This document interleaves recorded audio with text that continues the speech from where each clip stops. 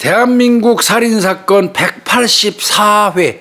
오늘 홍 박사 내가 준비해 온 거는 이 새끼 얘기는 해도 돼요. 김수길이. 네. 김수길 아시죠? 네. 1956년생에 이놈은 생일까 태어나는 거 나보다 한 살 더 먹었는데 1956년생 김수길 사건입니다. 이게 김수길이라는 놈이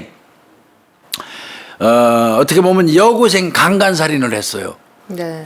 정말 나 이 사건을 찾으면서 근래에 와서 처음으로 정말 거의 가슴이 속이 쓰릴 정도로 격분하게 되고 분노가 일더라고. 뭐 혹자는 또 그런 얘기예요. 네가 외동딸밖에 없으니까 딸 얘기 나오면 그러지 뭐. 근데 그게 아니라도 그렇습니다. 그런 걸 이거는 떠나서 그거하고는 전혀 별개로요. 이건 사람 새끼가 아니에요. 맞아요. 정말 그냥 할 수만 있으면 그냥 무슨 짓이라도 하고 싶은 그런 생각이 드는 정말 나쁜 놈의 새끼 얘기입니다, 이게. 맞아요. 김수길, 1956년생이고 여고생 강간살인 사건 184회 이제 저희가 가겠는데요. 이게 일어난 거는 2006년 9월 5일이에요. 네. 2006년 9월 5일 날 화요일 날입니다. 네. 대구 달서경찰서로 부부가 찾아와요, 부부가. 남편이 이제 성이 문 씨니까 당연히 여고생도 문 씨가 되겠죠. 네. 문 씨 부부가 이제 찾아왔어요. 9월 5일 날. 네. 찾아와서 한다는 얘기가 그 전날, 이제 전날도 아니죠. 엄밀하게 뭐 오늘이나 마찬가지예요. 00시면 밤 12시면 걸쳐 있는 거죠. 뭐 자정은. 근데 하여튼 밤 12시경에 그러니까 00시지 오늘. 네. 밤 12시경에 딸이 집으로 전화해 가지고 나 독서실에서 공부 좀 하고요. 1시간 후에 집에 돌아가겠습니다. 이렇게 얘기했대요. 그 얘기는 바꿔서 얘기하면 01시경에 온다는 소리예요. 예, 9월 5일 날 01시경에 집에 오겠습니다. 그 얘기잖아요. 네. 그러면 이제 기다려야지 맞지만 이제 1시가 넘은 시간이니까 두 부부는 그냥 어련히 들어와서 자려니 하고 잤던 것 같아. 네. 그런데 아침에 일어나서 보니까 없는 거지, 딸이. 안 들어온 거죠. 안 들어온 거죠. 그러니까 깜짝 놀란 거지, 이거. 네. 더더군다나 이 고등학교 2학년 학생인데 얼마나 놀랬겠어요. 예. 그러면서 이제 신고를 한 거예요. 이 딸은 대구 달서구 송현동에 있는 모 여자고등학교 2학년에 재학 중이에요. 고2 17에 17. 예. 다 키웠어요. 사실은 이제 제가 이 사건을 찾은 이유는 저번 주에 네. 최면 수사를 이야기하면서 여고생을 납치했다가 그놈들이 이제 되살려준 되돌려 보내준 사건 최면 수사 그걸 했잖아요. 네. 그 사건을 찾으면서 이제 이 사건이 생각이 나가지고 이걸 좀 준비를 한 건데요. 네네. 그 사건은 그래도 어떻게 보면 뭐 해피엔딩이라는 말하기는 뭐하지만 어찌됐건 생명을 잃지는 않고 풀려났잖아요. 맞아요. 근데 이 경우는 정말 지나치게 잔인한 방법으로 살해된 그런 사건이라서 가슴이 너무 아픈 거예요. 이게. 네. 이 문양 같은 경우는 네. 학교 수업 마치면 미술학원을 간대요. 학교 땡 끝나면 미술학원. 네. 미술학원 딱 끝나면 지하철을 타고 송현역까지 와서 거기서 내려갖고 바로 집으로 온다는 거예요. 네. 그러니까 집으로 가는 길에 학교를 지나가는 거예요. 네네. 학교를 이렇게 학교 끝나고 미술학원 끝나고 학교 지나서 학교를 쪽으로 해서 이렇게 집으로. 네. 그러니까 집이 여기 학교가 학교. 중간 미술학원 쪽. 끝. 그럼 학교 끝나고 아침에 집에서 학교에서 미술학원에서 학교 쪽을 거쳐서 이렇게 집으로. 네. 그런 패턴을 계속 아마 유지하고 있었던 것 같습니다. 항상 미술학원은 10시면 끝난대요. 밤 10시. 네. 10시면 끝나고 아무리 늦어도 11시면, 네. 밤 11시면 하여튼 집에 오는데, 네. 그날도 늦게까지 12시가 다 될 때까지 전화도 없었고 그러니까 걱정을 하고 있었나 봐, 부모들이. 네. 근데 그때쯤 마침 12시경에 밤 12시에 전화가 와서 1시간 더 있다 갈게 이렇게 얘기를 하니까 뭐 특별한 일이 있나 보다 이렇게 생각했던 것 같아요. 그래서 얘 오늘 왜 이렇게 늦어? 1시간 있다고 온다면 1시에 제가 온다는 얘기인데 뭐 오겠지 그러고 오겠지. 잔 거예요, 부모님은. 그런데 아침에 일어나니까 안 와 있으니까 경찰에 허겁지겁 와서 신고를 한 거고요. 그러니까 예. 이 문양이 뭐 평소에 뭐 이렇게 뭐 막 다니면서 늦게 집에 오거나 그런 절대 적이 그런 적이 없었던 거죠. 그런 것 같습니다. 예, 그러니까 부모님은 학원 갔다 온다 그러니까 공부하다가 어련히 뭐 잘하고 오겠지 이렇게 안심하신 거잖아요. 그렇습니다. 이게 정말 안타까워요. 아, 참나. 이 문양 같은 경우는요, 전교에서 1, 2등 한대요. 아, 그렇죠. 공부도 잘하고 이러니까. 예, 전교에서 1, 2등 하고 지위를 아주 똑 부러지게 하기 때문에 부모한테 부모님이- 요 손톱만치도 걱정을 끼치는 자식이 아니에요. 그런데 공부 1, 2등 하는 애가 또 미술을 하고 싶다고 그래가지고 미술학원을 보내줬다는 거예요. 네. 부모님들도 상당히 자녀의 어떤 의견을 존중하고 이런 분이에요. 그럴 수 있죠. 맞아요. 어? 혹자는 그런 분들 있잖아요. 전교에서 1, 2등 하면 무슨 그 시간에 공부해서 서울대까지 뭐 예체능 이를테면 하지 마라. 예. 무슨 미술이야 뭐 이럴 텐데 법대 가라 의대 가라 그러잖아요. 맞아요. 근데 예. 그런 세상은 지금 지났습니다. 솔직히 얘기해서. 그렇군요. 예. 근데 이제 우리 홍 박사는 법대 가라 그래서 법대 간 모양이에요. 제 어릴 적부터 제가 가고 싶다고 생각했는데 물론 부모님 영향도 있었던 것 같긴 해요. 법대 가고 싶었어요? 네. 고시 패스하고 싶었구나. 네. 검사나 판사하고 싶었구나. 근데 공부를 열심히 안 해가지고 근데 진술 분석가가 훨씬 멋있어. 모르지. 우리 홍 박사가 검사나 판사 돼가지고 했으면 여기 없겠네. 아이 그러면 다른 걸로 여기 나오면 되잖아요. 하여튼 1, 2등 하는 그런 학생이었다고 그러고요. 하여튼 야 이거 엄청 놀랐을 것 같아. 부모님들이. 얼마나 깜짝 놀라셨을까요? 어련히 1시경이면 집에 와서 잤으려니 하고 아침에 새벽에 와서 문 열어보니까 딸이 없어. 이거 정말 뭐 흔적 집에 들어온 흔적도 없고 일찍 나간 것도 아니니까 네. 얼마나 놀랬겠어요. 그러니까 날 박자마자 친구들한테 막 연락해. 새벽부터 엄마 아버지는 피가 말랐을 거예요. 그렇겠죠. 친구들한테 여기저기 전화하고 또 어디 독서실에서 또 밤 할 수도 늦게까지 있잖아요. 공부 하나 네. 해서 갈 만한 독서실 미술학원 이런 데 전부 수소문 한 거예요. 그런데도 안 행방묘연이에요. 나와요. 얼마나 놀랬겠습니까? 근데 중요한 거는 그 다음날 그러면 학교를 갔어야지 원칙이잖아. 그렇죠. 지금 아마 9월 4일이 월요일이었던 것 같아요. 네. 그리고 없어진 날이 9월 9월 5일 화요일. 화요일이니까. 예, 그러니까. 그럼 그럼 학교에 가야죠. 학교 가야지. 그러니까 학교도 안 왔다고 그러니까 그냥 그 길로 달서경찰서로 쫓아간 거예요. 이게. 그러니까 어디에서도 지금 딸 행적을 네. 찾을 수가 없는 거잖아요. 그 딸하고 마지막 통화는 그 전 자정에 한 것뿐이고. 얼마나 놀랬겠어요. 네. 이거 경찰에서 사건 딱 접수 받자마자 이건 여고생이 사라진 거잖아. 이건 강력범죄 가능성이 상당히 높아요. 이 그렇죠. 정도 되면. 네. 그리고 평소에 안 하던 행동이잖아요. 평소에 항상 11시 11시 전에는 네. 늦어도 11시 전에는 들어왔대요. 항상 똑같은 패턴이었는데 네. 갑자기 자정에 1시간 늦게 간다고 전화를 할 정도고 안 하던 행동이에요. 그렇죠. 그리고 그렇게 늦게 오면서 전화까지 집에 할 이유도 없고 이거는 그렇다면 바꿔서 얘기하면 자발적으로 가출할 가능성도 없는 거예요. 가출하려고 그러면 그냥 누가 나가버리지 전화가 와요? 뭐하러 전화를 하겠습니까? 네. 그러니까 자발적인 가출 가능성 1도 없어요. 특히 가족 입장에서는 전혀 그렇게 더 생각을 안 하시겠죠. 그렇죠. 가출할 만한 이유가 전혀 없죠. 전혀 없죠. 그런데 그래도 경찰은 혹시 모르니까요. 예. 모르니까 이거 물어보죠. 그렇지만 그런 거 전혀 없다는 거고. 그러니까 부모님들도 이상하니까 이거 범죄로 초점을 맞춰서 수사 적극적으로 해달라. 네. 이렇게 요구를 한 거예요.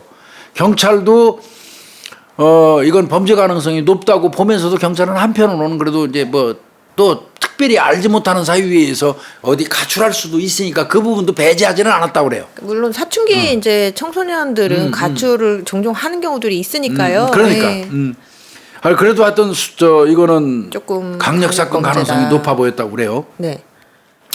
그래서 이제 경찰이 수사에 착수해갖고 동선 파악을 해요. 네.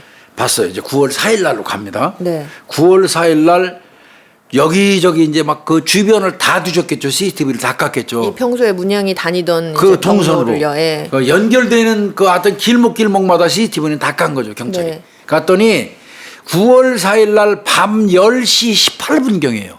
학원 가는 시간 중. 10시 18분경에 대구 지하철 1호선 송현역 개찰구를 빠져나가는 문양이 찍혀요. 이거 집에 오는 거예요. 그렇네요. 내려서 집에 가는 게 말이에요. 거예요. 미술학원 네. 갔다가 지금 네. 10시 18분경에 네. 그러면 송현역 개찰구를 빠져나와서 이제 거기서 바로 집으로 갈 판이야. 네. 그 CCTV가 그게 나와. 네. 송현동 일대 CCTV 다 그래서 이제 거기서부터 또 송현동 일대 CCTV를 다 까보는 거예요. 집으로는 안 온 게 분명하니까. 네. 혹시 다른 개찰구 네. 내리는 것까지는 나왔는데 다른 길로 갔을 수 있잖아. 집으로 안 가고. 집이 안 왔으니까요. 네, 네. 그래서 송현동에 있는 모든 CCTV를 또 다 까요. 길목마다. 네. 역하고 연결되는 길목마다 CCTV를 다 깠는데 네. 그 이상은 추적이 불가해요. 개찰구를 나오는 것까지만 나오고 그 이후부터는 행적이 묘연한 거예요. 그럼 두 경우밖에 없죠. 거기서 무슨 가방 속에 담겼다든지 뭐 변장을 했다든지 아니면 누가 납치한 거지 뭐. 그렇죠. 그죠? 네. 그러니까 뭐 경찰이 이때부터 피말랐다 그러더라고. 그래서 또 다시 그럼 밤 12시에 어찌됐건 10시 10분경에 송현역에서 내렸고 그 다음에 어디로 갔는지는 모르지만 좌우지간 12시경에 자정에 집으로 전화해서 1시간 있다 간다고 그랬으니까 그 전화 걸은 위치를 또 찾아가 봤어요. 경찰이. 지금 그게 확인되는 마지막 생존 흔적인 거잖아요. 그렇습니다. 네. 그렇습니다. 그렇죠. 생 네. 목소리니까. 네. 그래서 거기가 어딘가 했더니 대천동이에요. 대천동 공중전화예요. 공중전화예요. 예. 예. 그러면 송현역에서 내린 게 10시 20분경이라고 그랬잖아요. 네. 그리고 저 전화를 건 게 밤 12시잖아요. 대천동. 네. 그러면 송현역에서 대천동 공중전화까지 시간은 충분하더래요. 그 시간에 이동할 수 있는 이동할 수 있는 거리예요. 거리는 충분하더라는 거예요. 다만 어느 길을 통해서 저 대천동 공중전화까지 갔는지는 몰라요. 경찰이 확인할 길이 없어요. 그래서 또 이제 휴대폰이 있음에도 불구하고 공중전화를 한 것도 또 이상해서. 왜 여기로 가서 공중전화를 그러니까 그것도 이상해서 그것도 뭐 1시간 늦게 간다고 전화를 하려고. 예. 그래서 문양의 휴대폰을 이제 봅니다. 그렇죠. 예. 그랬더니 공중전화 하기 전 그 12시 이전에 이미 송현동에서 내렸을 때 네. 그 이후에 전원이 끊겨요. 오프돼 버려요. 아, 그래요? 전원이 끊겨요. 그래서 그러면 배터리가 다 방전돼 가지고 끊어졌나? 공중전화를 이용했을까? 뭘까요? 그런데 그거는 또 말이 안 되는 게 그럼 스스로 가출하면서 공중전화까지 이동을 해갖고 굳이 저 독서실 간다고 거짓말할 이유가 없거든요. 그냥 가면 되죠. 그냥 가면 예. 되지. 그것도 말이 안 되는 거예요. 그리고 자. 왜 대천동까지 간 이유가 설명이 안 되잖아요. 안 되죠. 핸드폰 그거는 말이 꺼졌다고 안 돼요. 하더라도. 예. 그래서 이거 누군가에 납치돼 가지고 네. 휴대폰 뺏기고 범인의 감시 속에서 공중전화를 했을 가능성. 또 있을 수도 있죠. 네, 그렇게도 또 추정을 해봤어요. 근데 그렇다면 또 범인이 그렇게까지 할 필요도 없잖아. 납치했으면 그냥 끌고 가면 그만이지. 그렇죠. 푸티요 너 내려서 공중전화 내려주면서 여기서 너네 집으로 독서실 가서 1시간 더 있다 간다고 전화해 하고 뭐 시킬 것도 없단 말이야. 아니 심지어 이게 만약에 전화를 강요해서 시켰다고 하더라도 돈을 요구하는 내용이라든지 엄마 나 그러니까. 살려줘, 엄마 돈 안 주면 나 죽어, 그러니까 그러고 끊게 하든지. 뭐 이렇게 하든지. 그러니까. 1시간 뒤에 돌아간다는 말을 왜 하냐고요. 야, 가출로 본다면 스스로 가출하면서 공중전화까지 이용해가지고 집에다가 거짓말할 필요도 없고. 예. 납치라고 본다면 그렇게 범인이 불필요한 행동을 할 필요도 없을 것 같고. 뭐예요? 이게 제 경찰이 답답한 거 이거. 예. 답답해서 정말 전전긍긍하면서 결국 선택한 게 뭐냐면 일단은 찾아야 되니까 그쵸. 문양의 신상 정보를 담은 실종 수배 전단을 만들어서 배포를 해요. 네. 문양의 나이 17살, 네. 입고 있던 그 당시 교복, 그 다음에 체형, 네. 뭐 헤어스타일 긴 생머리였대요. 네. 헤어스타일, 그 다음에 등에 메고 있던 가방, 그 다음에 휴대폰, 네. 신발은 그거래요. 네. 운동화요? 이런 거를 네. 해서 이제 저 수배를 합니다. 그리고 기다리는데 유력한 제보는 하나도 안 들어와요. 여기저기서 뭐 잡다한 제보 들어왔는데 현실적으로 부응하는 건 없고. 네.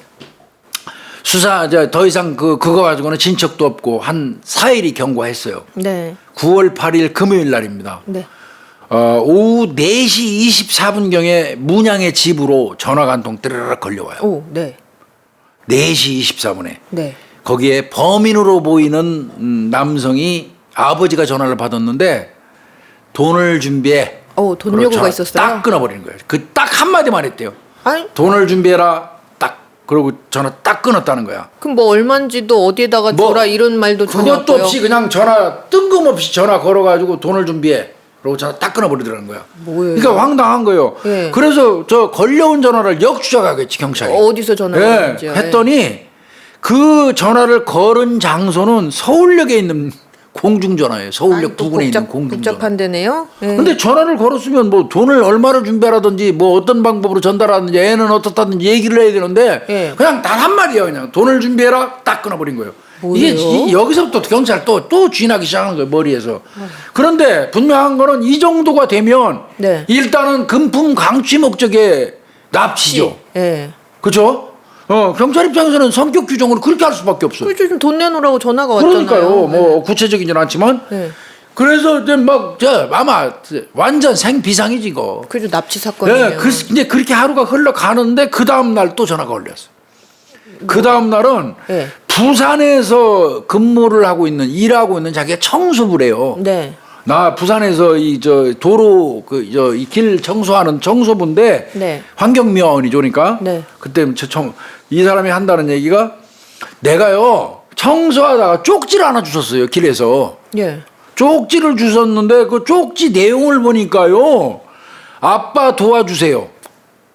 여기가 완월동이라고 하네요. 완월동이요? 예. 부산의 완월동을 얘기하는 것 같아요. 아, 부산에 있어요, 네. 이런 동이. 내가 좀 이따 설명해 드릴게요. 네. 나 거기 수사로 많이 갔었어. 그러니까 자기가 청소를 하다가 쪽지를 하나 주었는데 전화번호가 적혀 있고 당신 전화번호가 집 전화가 네. 적혀 있고 네. 쪽지 내용은 아빠 도와주세요. 여기가 완월동이라고 하네요. 그러니까 아빠 나 완월동에 있으니까 아빠 좀 나와서 찾아가 주세요. 이 얘기잖아요. 그렇죠. 예. 그런 게 적혀 있다는 얘기만 청소부가 하고 네. 다른 질문 하려고 그러는데 그냥 전화 딱 끊어요. 황급하게 전화 끊어버려요. 아니, 어디서 주웠고 뭐 어떻게 된 건지 그냥 얘기를 그 내용만 얘기하고 끊어요. 그러니까 첫 번째 서울역 공중전화에서 걸었을 때도 돈 준비해. 뚝 끊고. 예. 그 다음에 부산에서 연락 왔다는 게 아빠 도와주세요. 여기가 완월동이라고 하는 저 쪽지를 내가 왔어요. 주셨습니다. 뚝. 그 얘기만 하고 뚝 끊어버리고. 참. 그러면 또 경찰이 야 그러면 그 전화는 어디서 걸려면 또 역추적하죠. 예. 거기는 부산 서구 지역에 있는 공중전화예요. 또 공중전화예요? 이게 환장하는 거예요. 그러니까 경찰 입장에서는 이 범인이 서울 갔다 지금 부산 간 거야. 그렇네요. 예. 그죠? 근데 부산으로 갔는데 얘가 저 기회를 노려갖고 쪽지에다가 잽싸게 아빠 도와주세요. 여기 완월동이래요. 그러고 싹 길에다 SOS 를 버려서 친 그걸 거죠. 마침 저 청소하시던 분이 주워가지고 전화해 집으로 준 것처럼. 연락한 것처럼 돼버렸으니까 적어도 얘가 지금 완월동으로 팔려간 거야. 그렇죠. 그 왜 완월동으로 팔려갔다고 제가 말씀을 드리냐면 완월동이요. 제가 찾았어요.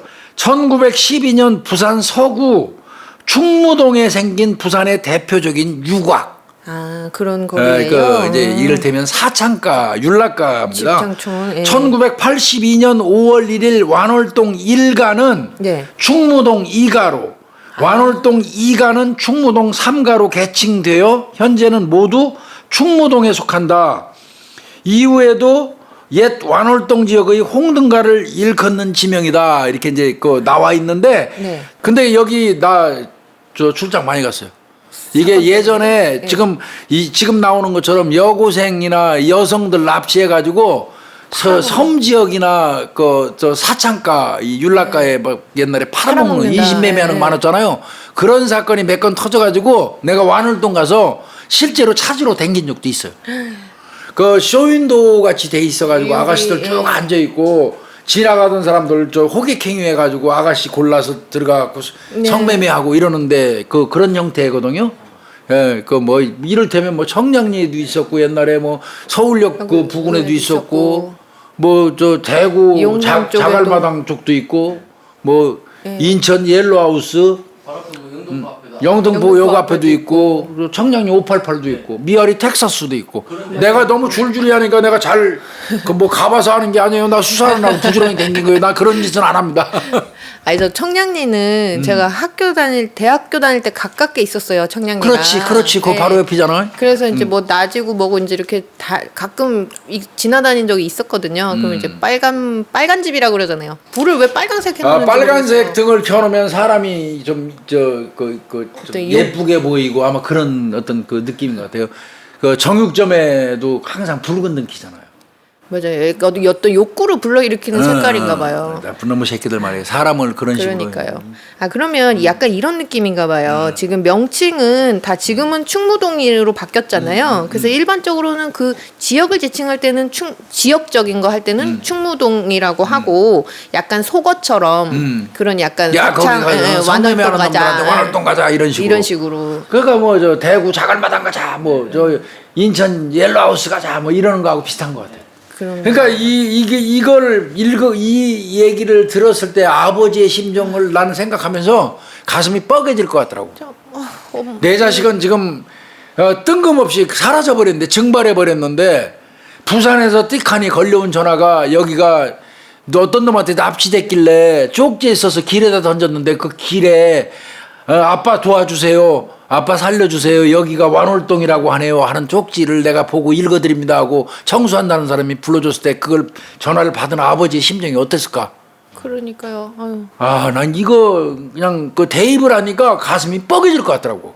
이게 막 엄청 진짜 다양한 감정이 들으셨을 것 같아요. 막 네. 너무 어쩌지 못하는 생각 한편에 또 그래도 있으면 다행이다. 또 막 이런 심정. 한편으로는 그렇고 뭐 진짜 오만 생각이 아마 다 오고 갔을 거예요. 자, 그리고 나서 이 전화는 그 경찰은 늘 그렇게 지금 공중전화에서만 하니까 이게 추적 수사하는 게 쉽지 않잖아요. 그렇네요. 그것도 네. 서울, 부산 막 왔다 갔다 하면서 하니까 네. 이 전화가요. 네. 아까 얘기했잖아요. 9월 8일부터 시작됐죠. 서울역에서. 네. 9월 8일부터 시작해갖고 9월 13일까지. 응? 길기도 해요. 9월 13일까지 하루에 한 번꼴로 계속돼요. 그런데 이게 또 특별한 게 음성이 지역마다 음성 들려오는 목소리 있잖아요. 네. 서울, 부산 또 대구도 있었고 여러 군데 있는 데서 할 때마다 음성이 다 달라요. 그럼 범인이 대체 대가리 숫자가 몇 개예요? 그러게요. 여러 명이란 소리예요? 이게 이제 경찰이 또 이제 헷갈리기 이제 시작되는 거예요, 이게. 이게 뭐야, 이게 수시로 9월 13일까지, 9월 8일부터 9월 13일까지 하루에 한 번꼴로 계속 전화가 오는데 지역은 각각 다르고 전화 거는 놈도 각각 달라. 그리고 절대로 금품 목적 아니야. 그런 것도 아니야. 해야죠. 뜬금없는 얘기만 하고 그냥. 그러니까 이게 경찰이 이게 금품 목적의 납치인지 이게 무슨 어떤 하려고. 목적인지 이게 팔아먹으려고 인신매매인지 수사에 혼선이 오기 시작했고. 네. 어찌됐건 그나마 유일하게 했던 거는 돈 준비해. 네. 그 말 한마디. 금품 요구 관련해서는요. 네. 그거 한마디 들으니까 에이씨, 경찰 입장에서는 금품 요구 납치로 봐버린 거예요, 그냥. 일단은. 성격 규정을 이렇게 정해버린 거예요. 네, 일단은. 만약에 그랬다면 바로 또 동정수법 전과자 찾았어야 되겠죠. 근데 또 9월 8일부터 9월 13일까지 걸려온 전화를 전부 다 또 분석을 이제 해보니까 금품을 노린다고 보기에도 너무 전화가 단발적이야. 좀 애매하잖아요. 그리고 금품을 노렸으면 얼마를 준비하고 어디로 갖고 나오라는 얘기가 적어도 어느 정도는 나와야 되잖아. 그 정도 오랜 시간 동안 전화가 왔으면. 그렇죠. 그거는 또 하나도 없어. 그러니까 물론 처음에는 돈 준비해 이렇게 하고 끊어도 그다음 순차적으로 얼마 준비해, 그래. 어디로 갖고 나와, 그렇죠. 어떤 식으로 갖고 나와. 그렇죠. 이걸 해야 지가 돈을 받을 거 아니에요. 그러니까 처음에 경찰은 이거 금품 목적의 강도, 금품 강도, 네. 이거 유교에다 이렇게 받는데 납치다 받는데 아닐 후속 수도 있겠다. 제한이 전혀 없는 거예요. 후속 제한이. 네. 그러니까 이것도 아닌 것 같아. 그러면 가능성이 이 새끼들이 금품 얘기한 거는 이거 수사에 혼선 주려고 그런 거 아닌가? 그럴 수도 있죠. 경찰에 지금. 혼선 주려고. 그러면 생각을 해봐서 경찰이. 그럼 금품 목적이 아니라면 네. 어떤 걸까 유일하게? 하나 있죠. 여고생이니까. 여고생인데 하나밖에 없죠. 성범죄. 성범죄 목적인 거죠. 예. 이게 그러면 이렇게 수사에 혼선 주려고 저 새끼들이 그 9월 8일부터 9월 13일까지 전화를 계속 돌려가면서 할 정도가 된다면 이거 동일 저 수법의 성범죄자, 만약에 성범죄자 목적이라면 그렇죠. 그럴 가능성이 많죠. 이게 뭐 우연히 어떻게 갑자기 좀 급작스럽게 욕구가 막 생겨서 막 했다고 보기에는 너무 아닌 이게 거예요. 아니잖아요. 아닌 거예요, 이거. 그러면 이제 공통 키워드를 한번 찾아보자고요. 네. 일단 납치죠. 네. 자, 미성년자죠. 그렇죠. 예. 자, 성범죄자를 한번 넣어봤어요. 네. 그다음에 이제 그렇다면 대구 지역의 전과자. 네. 일단. 예. 그다음에 최근에 출소한 사람 그 전부 다 찾아서 네. 그걸 추려보는 거예요. 네. 이렇게 이제 경찰은 수사를 가는 거예요. 좁혀가는 그래서 성범죄 거죠. 쪽으로 약간 이제 방향을 돌렸던 거란 말이에요. 그 돈을 네. 돈 요구했지만 돈을 구체적으로 달라고 달라고 하니까. 한 게 없으니까 성범죄로 성격 규정을 하면서 네. 납치, 그다음에 미성년자, 성범죄자를 키워드로 해가지고 동종 뽑아요. 전과자를 쭉 뽑은 거예요. 그리고 최근에 출소한 놈들을 쭉 뽑아가지고 이제 압축을 하고 이제 있는 거예요. 네, 네. 이런 상태에서 9월 13일 날 네. 실종 9일째죠. 네. 그러니까 교회 전화가 걸려온 5일째 되는 날, 네. 그거를 이제 추적을 또 했어요. 근데 전화 걸려올 때마다 거긴 찾아가야 돼, 경찰은. 그렇죠. 서울역 공중전화도 가고, 부산 공중전화도 가고. 근데 이제 9월 13일 날, 실종 9일째 되는 날, 걸려온 그 이제 공중전화를 딱 봤더니 그게 부산 서구청 민원실이야. 구청이요? 예, 부산 네. 서구청 민원실이에요, 민원실. 네. 민원실 공중전화에서 이 전화를 걸었어요. 그럼 민원실 공중전화라면 우리가 하나 얻을 수 있는 게 있다. 공공기관이니까 CCTV 있을 있습니다. 거잖아요. 예, 네. CCTV가 있는 거예요. 그래서 협박 전화를 걸고 나오는 범인. 네. 그러니까 이제 그때까지만 해도 경찰은 범인이 여러 명일 거라고 생각했어요. 여러 명이 전화가 왔으니까요. 예, 여러 명 중에 한 명일 것이다. 저놈 잡으면 나머지도 잡을 수 있다. 네네. 이런 생각을 하고 하필이면 이놈이 부산 서구청 민원실에 들어가서 공중전화, 민원실 공중전화로 전화를 하는 바람에 CCTV가 포착이 된 거예요. 아유, 다행이에요. 봤더니 체크무늬 상의를 입고 있는데 이 CCTV가 또 가깝지는 않아요. 아, 좀 멀어요? 어렵게 찾아갖고 원거리에서 촬영이 된 거지만 네. 좌우지간 체크무늬 상의를 입었는데 사람의 유형은 어느 정도 보이더래요. 네. 아까 근데 성범죄 목적으로 성격 규정을 하고 그 뽑았잖아요. 전과자 네. 뭐 이런 놈들을 뽑았잖아요. 당연히 뽑은 놈들 사진을 전부 도출해가지고 이 CCTV 영상이 선명하지는 않지만 외곽 윤곽은 나잖아요. 그거 대조를 시작한 거예요. 경찰이. 뭐가 나와요? 그걸 하기 시작했어요. 그랬더니 이 범죄 사실이 이런 놈이 하나 있어요. 2001년 11월 달에 네. 2001년 11월 달에 대구 시내에서 네. 여중생을 납치해가지고 강간을 해서 네. 3년 동안 수감 생활을 마치고 예. 그러니까 이 새끼는 징역 3년하고 그 다음에 9개월은 또 보호감호 처분을 받았다고 그러더라고요. 네. 그래서 2005년도 9월 달에 출소한 김수길이 모습이 비슷해요. 그 내용도 지금 수법도 비슷하네요. 비슷하고 네. 김수길이가 이때 처음 등장하는 거예요. 그러니까 성범죄로 성격 규정을 안 돌려놨으면 못 찾았어요. 계속 금품 목적의 납치로 보고 글로 집중했으면 성범죄자 안 뽑았을 수도 있죠. 그럴 안 수도 뽑았으면 그 부산 그 서구청에서 나온 CCTV에 나온 그림하고 그 사진 대조가 늦었을 거예요. 그렇군요. 언젠가는 했겠지만. 네.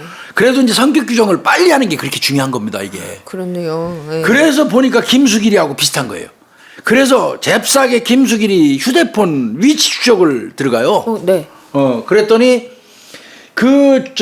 협박 전화를 하던 그 같은 시간대 그 위치에 있었던 게 맞아요. 민원실 근처에요. 민원실 근처에 김수길이 휴대폰이 있었어요. 그러면 공중전화 걸고 있을 때 지 휴대폰은 여기 주머니에 있을 거 아니야? 예, 예. 거기 휴대폰이 있던 지역이 그 서구청이 있었던 거야. 그러면 같이 있었던 거 아니야? 그 공중전화 걸 때 휴대폰 그 김수길이 맞는 거야. 거의 맞네. 네. 이 정도면. 그래서 김수길이를 유력한 용의자로 특정을 하는 겁니다. 이게 어떻게 보면 검거하는 데는 특정하고 검거하는 데는 물론 제가 지금 낱낱이 얘기를 안 해왔어요. 이거 수사하는 과정을. 네. 뭐 말씀 안 드려도 이제 우리 구독자님들은 어떤 과정을 거쳐서 이렇게 가는지 알 거예요. 이거 아까 말씀드린 것처럼 대구 지역의 이 동종수법 전과자, 그다음에 최근에 교도소에서 나온 성범죄자, 이거 추린 것만 해도 900몇 명이 넘었다니까. 그거 한 사람 한 사람 다 또 댕기면서 주민등록 등본이라고 그러죠. 네. 그거 다 떼어서 그다음에 비교적 최근 사진 다 뽑고 그다음에 그들이 휴대폰을 개통했는지 휴대폰 개통 그 사실 확인 다 뽑고 또 그들의 위치 추적도 다 뽑고 이만큼의 서류가 그렇죠. 그거 다 그거 대조해 보신 다 거죠. 봐야 돼요. 안경 끼고. 안경 끼고. 그렇게 해서 김수길이를 특정을 했던 겁니다. 그래도 특정이 돼서 예. 얼마나 다행이에요. 그래서 이제 특정이 됐으니까 김수길이 위치 추적은 되잖아. 네. 요 새끼 움직이는 동선이 나오니까 13일 날 오후에 네. 13일 날 오후에 대구 광역시 네. 남구 서부 정류장 인근에서 뭐 버스, 김수길이 예. 서부 정류장 인근에서 김수길이 50세 김수길이를 검거했습니다. 네. 그리고 이 새끼는 밥 불었습니다. 맞아요? 꼼짝 못하고 불었습니다. 서구청에서 입고 있던 그 체크무늬 상이 있죠? 네. 그거 그대로 입고 있는 상태에서 그대로 걸렸어요. 그럼 바로요. 지금 딱 보니까 우리 저 정 PD가 체크무늬 저렇게 생겼어. 줄무늬요. 좀 비춰줘요, 정 PD. 저 체크무늬에 이 뭐 사진 나올 겁니다. 그래서 그 다음 날 이 새끼 9월 14일 날 구속영장 신청해요. 같은 날이니까 그냥 똑같은 옷 입고 있다가 그냥 네. 탁 잡힌 거네요. 잡힌 겁니다. 네. 이거. 자, 그러면 자, 이 사건 이제 전모를 보면서 나 이 전모를 추적하면서 너무 속상해가지고요. 자, 전모로 가겠습니다. 전모로 볼게요. 2006년으로 돌아갑니다. 9월 4일 날 아이가 없어지는 날 그날. 월요일입니다. 밤 10시경이에요. 네. 대구 광역시 달서구 송현동 소재 모 여자고등학교 그 문양의 학교예요. 학교 그 주변에서 흰색 티코 승용차를 타고 어슬렁거려 이 새끼가 김수길이가. 여고 앞을 막 얼쩡거리는 거네요. 10시경에 네. 아까 이제 문양은 10시 20 몇 분경에 이제 그 학원 갔다 내렸지만 네. 어슬렁거리고 항상 이제 학교를 거치어서 이렇게 온단 말이에요. 네. 그때도 이 새끼가 밤 10시경에 거기 지나가는 여학생들한테 야 어디 여고가 어디냐 뻔히 알면서 예. 물어보고 예. 야 너 어디 여고 학생이냐?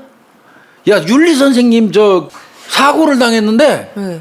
야 같이 좀 가주면 안 되냐? 니네 저 윤리 선생님인데 어? 이 이름이 윤리 맞아요? 선생님 실제로? 이름이 정확해요. 그러면 애들이 여고생들 입장에서는 지네 윤리 선생님이라고 얘기하면 맞잖아요. 이거 맞잖아. 네. 그러니까 진짜로 알을 수밖에 네. 없지. 근데 형 선생님 그 저 윤리 선생님 니네 윤리 선생님 사고를 당했는데 야 지금 이거 큰일 났어. 나랑 좀 같이 가서 좀 네가 좀 알려줘. 어떻게 알려주고 네. 조치 좀 취하면 안 되겠냐? 이제 이런 식으로 유도를 한 거예요.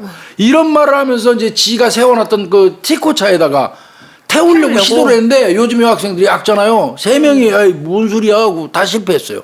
납치 유인을 그렇죠. 하려고 시도를 한 거네요. 학생들은 전부 다 그 거부를 했단 말이에요. 3명 다. 앞서 3명은요. 예. 3명 다. 근데 얘가 윤리 선생님을 어떻게 알았냐? 예. 2, 3일 전에 학부형인 것처럼 하면서 학교에 전화하고 윤리 선생님 이름을 알아냈어. 치밀하게 준비를 나쁜 놈의 했네요. 새끼야 이거. 네. 그리고 이 학교까지 김수길이 집에서 학교까지 몇백 미터도 안 돼요. 집 가까워서요. 근처에서 그 짓을 하는 거예요. 네. 그래가지고 한 3명의 여학생한테 시도를 했는데 그게 실패를 했었고요. 그러다가 예. 10시 좀 넘어서 미술학원 마치고 집으로 가던 문양이 이제 그 학교 골목 그 인근으로 이제 내려서 전철에 내려서 걸어갈 때 네. 그 문양한테 똑같이 시도를 한 거예요. 윤리 선생님이 교통사고로 다쳤는데 네. 네가 좀 도와주면 안 되냐고. 문양이 그 시도를 한 거고 그때 이제 선생님이 지금 교통사고 났다. 선생님 도와줘야 되는데 같이 가달라고 그러니까 문양이 덜커덕 그 티코에 타버린 거예요. 착하니까 이거 무시하고 갈 수도 네. 있었는데 문양이 착하니까 도와주려고 한 거 그러니까 아니에요? 공부 잘하는 애들이 어떤 착해, 면에서 착해. 보면 그냥 또 선생님하고도 그 대체로 가깝잖아. 네, 돈독하고 하니까. 그게 딱 차에 타자마자 바로 칼로 위협하면서 아유. 꼼짝마 한 거고 끌고 가서 이 새끼가 공중전화에서 전화 걸게 한 거예요. 12시쯤 전화 왔던 거예요. 바로 신고 못 들어가게 자발적인 것처럼 만들려고 시간 벌으려고 이제 밤 늦게 애가 안 들어오니까 시간 벌려고 그렇게 시킨 거군요. 그런 거예요. 바로 다이렉트로 수사 못 들어가게. 근데 나는 이제 이건 뭐 결과론이지만 네. 지금 이거를 보면서 이 사건 수사는 얘가 학교 가서 없어진 여고생이잖아요. 네. 그러면 적어도 학교에 가서 네. 좀 학교에서 탐문 같은 거를 했었으면 이렇게 납치 시도가 있었다는 3명이나 있었으면 얘들 입에서 뭔가 나왔을 거 아니야. 흰색 티코고 나오고 어떻게 생긴 아저씨가 어쩌고 저쩌고. 맞네요. 이거를 초창기에 안 했던 게 저는 굉장히 아쉬워요. 그렇네요. 맞네요. 응? 그죠? 이 학교 학생들일 텐데 그거를 학생 상대로 수사를 안 했다는 게 물론 성범죄로 이제 성격 규정을 하기까지 시간이 좀 걸렸지만 이게 생각해보면 학교 내에서는 아마 이런 얘기 돌았을 것 같아요. 돌았을 겁니다. 왜냐면 안 돌았을 리가 없어요. 지금 문양이 안 나오고 있잖아요, 학교에. 그러니까요. 그러면 이제 아마 얘기가 났었고, 그럼 애들이, 야, 근데 나 며칠 전에 어떤 아저씨가 이랬다? 나도 이랬다? 뭐 이렇게 하면서 선생님들도 대충 알고는 나와요, 있었고 이거. 했는데 이제 그걸 확인하는 절차가 없고. 그리고 성범죄자로 성격 규정을 바꿨다면 바로 학교에 가서 확인을 해볼 필요가 있었고요. 당연히 학교 주변에 성범죄자 현황 파악은 했어야죠. 그렇죠. 학교에서 저 몇백 미터밖에 안 떨어진 곳에 김수길이가 살고 있었는데 그거 안 했다는 것도 저는 좀 아쉽고요. 그리고 제일 먼저 볼 때 여고생 실종 사건은 성범죄는 그냥 필연적으로 붙이고 가야 돼요, 그냥. 그러면 여고생이 없어지면 여고생 학교하고 학교 주변은 이 잡듯이 뒤지는 건 기본이에요, 기본. 맞아요. 1번이야, 그냥. 근데 그 부분 간과했어요. 이거 분명히 수사 잘했다고 말 못해요, 이거. 예. 네. 하여튼 문양 같은 경우는 차에 타자마자 그냥 칼로 위협해가지고 끌려갔고 네. 전화 이 새끼가 시간 끌려고 전화 걸게 하는 바람에 아빠한테 전화했던 거고 네. 그리고 나서 이 새끼가 문양을 태우고 김수길이가 이 나쁜 놈이 대구 달서구 대천동에 위치한 네. 옛날에 옛 비상활주로가 있었다고 그래요. 이게 뭐 비상활주로가 월배 비상활주로라고 그러다 월배 네. 동네 이름 같아요. 월배동이 있나 대구에 모르겠습니다만은 네. 월배 비상활주로인데 현재는 활주로 및 시설들이 철거가 됐고요. 네. 성서 4차 산업단지 일부가 돼가지고 공장들이 들어섰다고 얘기를 해요. 근데 그 당시에는 비상활주로로 있었다고 그래요. 그럼 뭐가 없었겠네요, 주변에. 네, 그 비상활주로로 이놈을 차를 끌고 간 거 이 새끼가 그 문양을 태우고 네. 그래서 문양을 위협해가지고 성폭행을 시도하다가 네. 요놈이 가만히 생각하니까 문득 어떤 생각이 들었냐면 네. 그 장소에서 같은 장소 그 활주로에서 여중생 그 네. 살고 나왔잖아요. 네, 그 장소에 했던 거예요, 요놈이. 똑같은 데 데려간 가만히 거예요? 생각하니까 요 새끼가 지가 생각한 거야. 야, 여기서 하면 걸리겠구나. 동일한 장소 또 저 검찰이 그 검색해가지고 걸리겠구나 이런 생각이 들어가지고 예.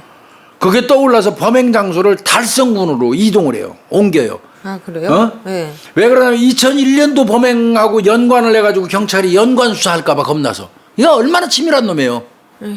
일단은 저 비상활주로로 갔다가 여긴 아니야. 익숙한 장소니까. 저번에 여기서 했다가 내가 걸렸는데 여기서 뭐 또 했다고 걸리면 내가 일바따로 용의자 되니까 아예 옮기자.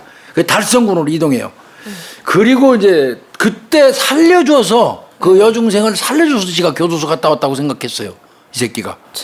그래서 어떻게든지 죽이겠다고 생각을 했어요. 돌려보내지는 않겠다고. 네. 그래서 흉기로 위협하고 이제 그래서 어디로 가냐면 이놈이 달성군 가창면 백년사 부근 정대리 야산이라고 그러네요. 그 야산으로 끌고 와서 성폭행을 합니다. 에휴. 그때 성폭행을 당하고 나서 문양이 살려주는 거죠 하고 살려달라고 애원을 했어요. 그 문양의 옷을 가지고 옷하고 입을 막아서 비구폐색 질식하게 해서 살해를 합니다. 성폭행 해놓고 결국은 살해를 한 거네요. 이 새끼 정말 죽여버려야 돼 이거. 이 사람 교수님 지금 같은 장소에서 하다가 걸리겠다라고 생각을 해서 죽여야 되겠다 이렇게 얘기를 하잖아요. 어떻게 생각하세요? 애초에 죽일 마음이 있었을까요? 없었을까요? 처음부터 얘는 살려줄 생각은 없었던 거로 보여요. 저도 그렇게 보여요. 살려줄 생각이 없었던 거로 보여요. 자, 그리고 난 다음에 죽인 다음에 시신을 또 옮깁니다. 성폭행 장소에서 3km 정도 떨어진 산 중턱까지 또 옮겨요. 끙끙거리면서 3km를 또 옮겨요. 산 중턱까지. 이 새끼가 완전히 미친놈 새끼고. 네. 그 다음에 나뭇잎 같은 걸로 대충 덮어서 유기를 했다가 일단 밤이니까. 일단 그러고 내려와요. 다음 날 6일 날 아침 9시 다시 산으로 갑니다. 가가지고 이제 여기서 진짜 이거 정말 시신의 중요 부위를 칼로 도려냅니다. 이 새끼 검거돼가지고 네. 시신 훼손했던 이유, 중요 부위를 도려낸 이유에 대해서 경찰이 질문하니까 상처, 칼집을 내놔야지 이 시신이 빨리 부패되니까 그렇게 하려고 했다고 얘기를 했는데 순전히 거짓말입니다. 그건 아니 그럴 거면 중요 부위만 네. 손괴를 했다는 얘기는 바꿔서 얘기하면 정액이나 뭐 타액이라든지 성기 부위에서는 정액이 나오는 거 DNA. 책, 그 다음에 뭐 여성의 중요 부위 이런 데서는 타액, 침 예. 이런 게 나올까봐 이 새끼가 두려워서 그 부분만 도려낸 거예요. 이게 인간입니까? 이런 새끼가 우리랑 밥 먹고 같이 있는 거예요. 법이 아무리 관용스럽고요, 뭐 그래도 정말 이거 이해 안 가요, 전. 응? 그리고는 이 새끼 시신 저 중요 부위 다 드러내고 난 다음에 시신은 땅을 좀 깊이 파서 묻습니다. 입을 콱 찢고 싶어요. 이 새끼 이런 말은. 이 새끼 뭐 그때 너 이 새끼가 왜 죽였어? 이제 뭐 이거 경찰이 계속 쪼으니까 지가 살려줄 기회를 구실을 만들기 위해서 물어봤대. 아저씨 차는 흰색 프라이드다. 이렇게 이제 얘기하면 네 그랬으면 안 죽였대. 근데 애가 너무 똑똑해서 아니에요. 아저씨 쟤는 흰색 티코예요. 이 말 하는 바람에 얘 살려두면 절대 안 되겠구나 그래서 죽였다고 이 새끼 얘기했는데 이거 다 거짓말이에요. 거짓말이죠. 이게 다 거짓말이에요 이 새끼. 아주 거짓말이죠. 자기가 이렇게 살려줄 기회를 이 사람은 이거 심리학에서 귀인이라고 하거든요, 교수님. 이 사건 이런 결과가 왜 발생했는지에 대한 원인을 어디에다가 두느냐. 이거를 뭐 나 때문이야라고 둘 수도 있고 다른 것 때문이야라고 둘 수도 있고 이거 이 다른 것 때문에 두는 게 이제 외부기인이라고 하는데 이게 우리가 흔히 말하는 변명이에요. 핑계. 이 새끼 그거죠. 이 사람은 계속 왜 앞서서도 그 뭐 있었잖아요. 먼저 3년 받았던 것도 걔 그 여학생이 살아 있어가지고 내가 감옥 간 거야. 뭐 이렇게 생각하는 것도 다 지금 일맥상통하잖아요. 계속 남 탓하면서 지가 잘못한 건 하나도 생각을 안 하고 쳐 죽이라고 이 인생이 아주 잘못 살고 있는 거죠. 이런 놈하고 우리가 같이 한 공기 먹고 살고 있다는 게 진짜. 그리고 난 다음에 수사에 혼선을 주려고 네. 금품을 노린 그러니까 납치범으로 위장하려고 그 막 이상한 전화요. 서울 올라가서 서울역 근처에 서울역까지 부지런히 가요. 야, 그래서 서울역 근처에서 협박 전화하고 다시 부산으로 가서 전화를 하는데 그 전화도 이 새끼가 한 거예요. 나 저 청소하는 사람인데요. 한 예. 것도 이 새끼가 부산 가서 한 거예요. 쪽지가 완월동에 있다고 써 있네요 하는 거. 이 지가 새끼가 다 한 거예요? 거예요. 서울 갔다가 부산 갔다가 사람 죽여놓고 그리고 이제 뭐 돈 준비하는 것도 이 새끼가 한 거고요. 그리고 그 이후에도 전화 계속 걸렸었잖아요. 목소리가 제가 달랐잖아요. 네. 그 이유가 뭐냐면 이제 경찰이 그 공범 따졌을 거 아니에요. 네. 당연히 너 여러 명이라고 볼 거 아니에요 경찰은. 근데 이 새끼가 하는 얘기가 노숙자 시켰어요. 아, 돈 얼마 주고 그냥 그러니까 시킨 거예요? 노숙자니까 야 돈 준비하셔. 그러고 너 그거만 하고 전화 끊어. 이제 이러니까 노숙자들 술 한잔 얻어먹으면 전화 걸고 끊어버리고 아휴. 뭐 이런 식으로 그러니까 이게 여러 명이라고. 수사에 혼선을 네. 준 거고 노숙자 시켜서 이거 얼마나 교활하고 이게 뱀 같은 새끼예요 이거. 맞아요. 그렇게 했던 겁니다. 이 전모가 그렇고요. 이 김수길이 이 새끼는 1973년 당시에 16살 때 네. 강도미수죄로 소년교도소에 복역을 했대요. 소년원이 아니고 소년교도소예요. 심각한 거네요. 네. 강도미수죄로. 그러니까 우리 구독자님들이 아셔야 될 게 소년교도소가 있고 소년원이 원이 있어요. 있죠. 소년원은 뭐 전과 기록 같은 것도 하나도 안 올라가는 데입니다. 네. 그건 달라요. 소년교도소는 실제로 복역하는 데고요. 그리고 28살이던 1984년도에 성폭행을 포함한 폭행죄로 복역을 한 거고요. 그러니까 이 새끼 아주 전력이 지저분한 새끼예요. 그리고 아까 말씀드린 것처럼 2001년 11월 달에 그 한겨울이 네. 그 이번 범행 장소하고 한 400m 정도 떨어진 그 여고 인근에서 여중생을 선생님이 교통사고 났다고. 똑같네요. 같은 수법으로 윤해서 그 선생님을 도우려는 그 여중생의 순수한 마음을 이용한 거죠. 그렇죠. 그래가지고 여고생을 비상활주로까지 데리고 가서 거기서 아까 성폭행해가지고 그걸로 인해서 3년형 선고받고 이제 2005년 9월달에 출소를 했던 거란 말이에요. 3년밖에 안 받았어요. 그럼 이 새끼 저 빵 사는 거를 전부 계산해 보니까 인생에서 20년은 감옥에서 보냈다는 거예요. 50세인데, 네. 20년을 감옥에서 보내고도 출소 1년 만에. 채 안 되는데 똑같은 죄를 저지르는 것도 모자라서 살인까지 한 겁니다. 이게 인간입니까 이게? 개선의 여지가 없는 인생이네요. 이 인생. 그리고 이 새끼는 출소한 다음에 나와가지고 뭐 중고차 판매원 뭐 이런 걸로 일을 했는데 이 사건 저지를 때는 무직 상태였대요. 동거녀는 있었다고 그래요. 또 이런 쓰레기하고도 또 동거녀는 또 있었던 모양입니다. 이 새끼 저 재판이 있는데요. 사형 구형했어요. 검찰이 당연히. 예. 사형을 구형했는데 재판부에서는 반성하는 점, 그 다음에 출소 후에 성실하게 살았다는 점을 감안해서 출소 후에 1년 만에 똑같은 죄 저지르면 1년 성실하게 살으면 성실하게 사는 거네. 언제 성실하게 사는 거예요? 1년. 그러니까 출소 후 1년 만에 똑같은 성폭행 또 살인을 저질렀는데도 불구하고 지난 1년간 범죄에 안 저지르고 살았다. 이게 성실하다고 재판부는 보셨대요.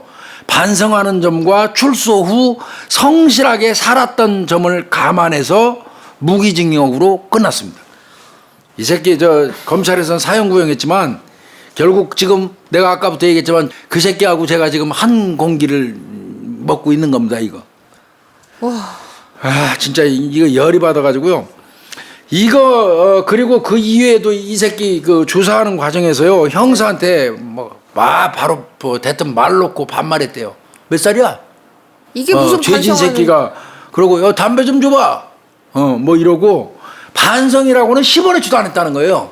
이거 이게 정말, 조사 과정에서 이러고 재판정 가가지고 원래 그래요. 뭐 이게 반성이냐고요. 아니 그러니까 반성하는 점과 출소 후 1년 동안 성실하게 살은 점이 사형에서 무기가 되는 그 계기가 됐어요. 출소 후 성실하게 살았다. 1년. 1년 만에 범죄 저질렀으니까 출소 후 성실하게 사는 건 1년이잖아요. 그러게요. 그다음 이게 가족들한테 몸값 요구하는 전화 건 거 이거 수사 혼선 주려고 했다는 거 제가 다 인정했고요. 네. 달서경찰서도 그 당시에 분명히 실수한 거 아까 제가 말씀드린 것처럼 여고생이 납치됐는데 그 학교 주변에 동일수법 전과자 용의자 리스트에 안 올렸고 네. 학교에 가서 탐문수사 안 한 거 그런 게 좀 탐문수사 했으면 여고생들 3명이 아마 그냥 텐데. 다 얘기했을 거야. 네. 그러면 수사 쉽게 풀렸을 텐데 그런 부분 좀 간과한 거 분명해요. 이거 잘못됐고요. 그 납치 사건을 의심하고 있으면서도 협박 전화 이제 걸려오니까 그때서 이제 뭐 이게 인원 확충했대요. 그냥 그때까지도 끝까지 가출로 봐버리고 네. 이렇게 했던 거. 초등수사 분명히 소극적으로 한 거 잘못된 거예요. 그 다음에 얘는 또 동일수법만 딱 쳤으면 바로 3년 전에 여중생한테 했던 수법하고 똑같잖아요. 맞아요. 그럼 바로 용의자에서 산정할 수 있었을 텐데 그 부분 좀 문제가 있어요. 그러네요. 그리고 다른 지역 경찰서하고 공조 수사를 그래도 나름대로 했기 때문에 네. 비교적 빨리 잡았다 이렇게 얘기하는데 저는 칭찬하고 싶은 생각은 10원어치도 없습니다. 이 사건. 요 새끼 현장 검증은요. 네. 18일 날 오전 10시 20분경에 대구시 달서구 송현동 송현시장 인근 주택가에서 했어요. 네. 이 새끼 김수길이 이 새끼 현장 검증 진행됐는데 스포츠 모자 눌러쓰고 얼굴에 마스크로 가리고 나타났고요. 문양을 기억하는 주민들이 이 분노의 목소리가 엄청 터져 나왔다고 그래요. 이게 나이로 따지면 지가 50세니까 김수길이가 50세니까 17이면 막내딸 지가 딸을 낳았다면 그렇죠. 지 막내딸 정도 수준이잖아요. 이게 사람입니까? 이 미친 인간이 현장 검증 때 막 또 쇼 했잖아요. 생쇼 많이 했죠. 막걸리 달라고 하면서 용서 빌고 싶다 해서 실제로 구해다 줬어요. 지금이라도 내가 현장 검증하면서 문양한테 내가 잘못을 사죄하고 그런다고 막걸리 사다 달라고 그래서 사다 줬더니 그걸 부어놓고 2잔 부어놓고 대성통곡을 해서 형사들이 이 새끼 그러고 이렇게 얼굴을 보니까 눈깔에서 눈물 한 방울도 안 나오더라는 거예요. 생쇼한 거예요. 생쇼. 미친놈. 이 문양이 김수길이 꼬임에 빠져갖고 차 탄 데가 집에서 불과 30m밖에 안 돼요. 어떻게 하면 좋아. 속상해요. 그리고 시체 이제 그 동네에서 납치하고 나서 죽인 데는 야산이잖아요. 네. 거기로 이동을 하는데 이 도로를 달려가는데 하늘이 갑자기 검은 구름 들이오면서 막 비가 쏟아졌다고 그래요. 너무 슬펐던 것 같아요. 참, 유족들은 차마 그 재현하는 거 못 보고 못 볼 것 같아요. 못 봤다고 얘기하고요. 못 볼 것 같아요. 그 부모는 그냥 아예 안 갔고요. 고모가 이제 간 같아요. 고모가 와서 너희 새끼 얼굴 좀 보자고 이제 소리 질렀던 것 같은데, 그랬다고 그러고요. 아버지 같은 경우는 담배 물고 그런 얘기했대요. 나 지금 꿈꾸고 있는 거지? 너무 안 느끼니까요. 나 이거 지금 나 꿈꾸고 있는 거야. 우리 딸 이 세상 없다는 거 이거 사실 아니야. 응. 뭐 이렇게 얘기도 했다고 그러고요. 이모부도 오셨대요. 네. 이제 부모님이 너무 충격이 크니까 이제 아마 친척분들이 다들 가신 것 같아요. 그래가지고 차라리 돈 달라 그러지 어린애 죽여서 그 부모 가슴에 못 받고 네 인생 그렇게 살아가느냐고 소리 질렀고요. 그러니까 이 새끼가 또 죄송합니다 했대요. 이 문양 같은 경우는 17일 날 대구 시립 화장장에서 화장하고요. 문양이 8살 때 태어나서 처음 가봤다는 화진포 해수욕장. 해수욕장 그 바다요. 인근 바다에다가 그 뿌렸습니다. 8살 때 처음 그 가봤대요. 화진포 해수욕장 그 얘기했었던 모양이죠. 그리고 이제 창녕에 있는 한 사찰에서 딸의 명복을 비는 위패를 안치했다고 그래요. 부모님이. 이때 네티즌들이 한 1000명 넘게 들어와고 아주 분노의 댓글을 달고 명복을 비는 댓글이 있었어요. 하나같이 하는 거 그거 너도 그만한 막내딸이 있을 텐데 딸 가진 부모로서 너무 가슴 아프다. 어떻게 미성년자 성폭행범이 4년 만에 출소 아예 할 수 있냐. 그 여중생 이 강간한 사건만 해도 4년 만에 나온 것도 이해가 안 간다는 거죠. 국민들 입장에서는. 맞죠. 네. 그런 놈이 나와서 1년도 안 돼가고 또 죽인 거잖아요. 사람을 죽이고 성폭행하고 이런 사건이 있었습니다. 이놈은 김수길 이놈은 교도소에서도 엄청난 고통받으면서 진짜 살기를 바랍니다. 네. 세상에 이런 나쁜 놈이 어디 있습니까 이게? 맞아요. 저 이 사건 이제 이 사건을 아까 말씀드린 것처럼 선정한 거는 저번 시간에 이제 이게 여고생 납치 사건 그 최면 수사로 이제 해결해서 그거는 이제 생존해서 다행이었지만 그거 찾으면서 이제 같이 이제 이어서 좀 연관해서 이걸 찾았는데 찾고 나서 후회 많이 했어요. 너무 힘든. 너무 힘들더라고요 이번 사건. 화도 많이 나고 너무 좀 힘들었던 그런 사건 중에 하나입니다. 꼽혀보지도 못한 문양이 너무 명복을 명복을 빌고 그 유가족분들 힘내셨으면 좋겠습니다. 네. 이제 잊혀질 수가 없죠. 그럼요. 부모는 사망하면 산에다 묻지만 자식은 사망하면 가슴에 묻습니다. 부모 가슴에 묻는다. 가슴에 묻기 때문에 절대 잊을 수는 없겠죠. 그렇지만 힘내시라고 말씀드리고 싶고요. 네. 또 아픈 그 과거를 저희가 다시 꺼낸 것 같아서 정말 죄송스럽고요. 문양의 명복을 빌면서 이 시간 마치겠습니다. 네. 예, 수고했습니다.